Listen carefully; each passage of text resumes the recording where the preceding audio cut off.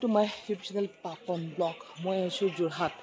মই আহিছোঁ এটা নামঘৰ, ঢেকীয়াখোৱা নামঘৰ, আৰু মই সকলোকে দেখুৱাম নামঘৰটো ভিতৰখন আৰু বাহিৰখন। বলক আমি ভিডিঅ'টো আৰম্ভ কৰোঁ। মহিলা চাই থাকক, লাইক কৰক, কমেণ্ট কৰক, ছাবস্ক্ৰাইব কৰক। কৃষ্ণ। আমাৰ ঢেকীয়াখোৱা নামঘৰলৈ গৈ আছোঁ। আপোনাৰ এইখন গেট। ঢেকীয়াখোৱা নামঘৰ নহয়, ঢেকীয়াখোৱা বৰ নামঘৰ।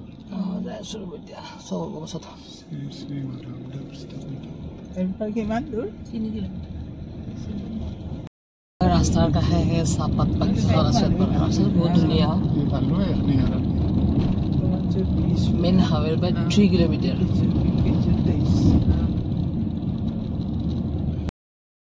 আমি নামঘৰ যাবৰ কাৰণে ইয়াত ছাতি ধূপ ল'লোঁ, গামোচা আৰু বুটমুগ। আমি এতিয়া ভিতৰত যাম।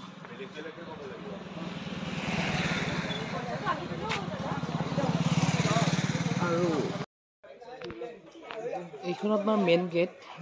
আপুনি যেতিয়া ভিতৰত সোমাব, ইয়াত পানী আছে, পানীত ভৰিখন ধুই আপুনি ভিতৰত সোমাব লাগিব। আপোনাৰ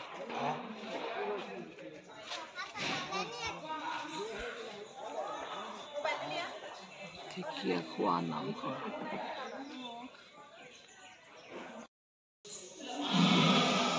কিবা এটা আহি ভাল লাগে মন্দিৰত, যেতিয়া নাম ধৰিব।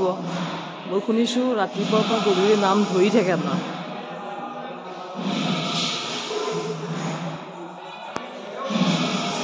এইটোৱে মেইন নামঘৰ, ঢেকীয়াখোৱা নামঘৰ।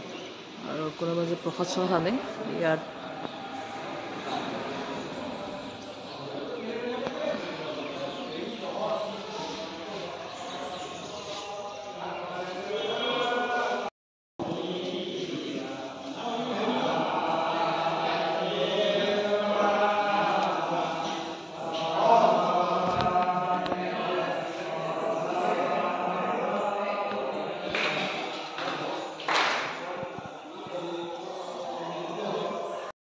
জোতা চেণ্ডেল ইয়াত খুলিব লাগিব, থৈ কিনে আপোনাৰ ইয়াত পানী অকণমান আছে, ইয়াত থৈ কিনে আপুনি ভিতৰত সোমাব লাগিব।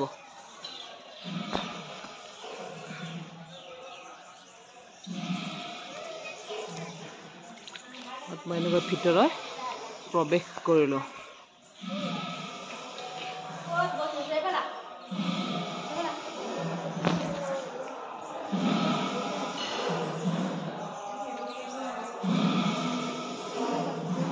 নামঘৰত ৰাতিপুৱাৰ পৰা গধূলি নাম ধৰি থাকে, সেইটো কাৰণে বহুত ভাল লাগে।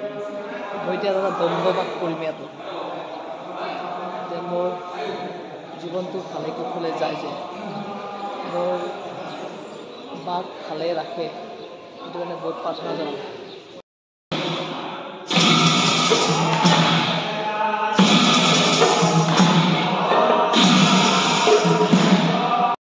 কাষত এটা পুখুৰী আছে, ইয়াত আপোনাৰ মাছক আধাৰ দিব পাৰে আপোনাৰ।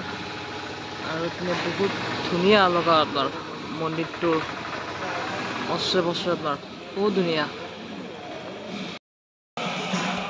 দুটা গেট আছে, এটা ফ্ৰণ্টত আছে, এটা পিছফালে এটা গেট আছে আপোনাৰ। ইয়াতো আপুনি হাত ভৰি ধোৱা আপোনাৰ সুবিধা আছে আপোনাৰ।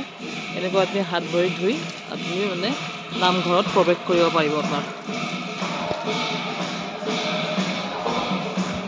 ও হৰি ও ৰাম, জয় শ্ৰী ৰাম। ইমান ডাঙৰ ছাতি আছে, পুৰা 12 মাহে কিমান বছৰ জ্বলি থাকে আপোনাৰ, এনেকৈ জ্বলি থাকে আপোনাৰ। আৰু আপোনাৰ ছাতি বন্তি জ্বলালে আপোনাৰ ইয়াত জ্বলাব পাৰিব আপোনাৰ। সেইকাৰণে ৰুম এটা বনাই দিছে আপোনাৰ, তাত আপুনি জ্বলাব পাৰিব আপোনাৰ। এনেকৈ আমাক এটা বাতি দিছে চাহ খাবৰ কাৰণে। আমাক ইয়াত চাহ দিব এতিয়া। এই বাইদেউসকল ৰৈ আছে।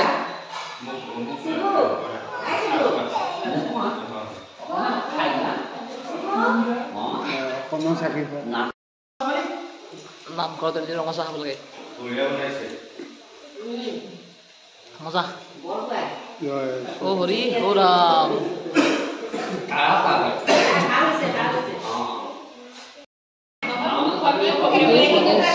নামঘৰত এটা ৰঙা চাহ দিয়ে, আমাৰ চাহ আমেজ কৰিছে। শিৱৰ দুখ লাগিছে আহিছে ৰঙা চাহ খাইছে সেইটো দুখ লাগিছে শিৱৰ আৰু এইটো শিৱৰ মা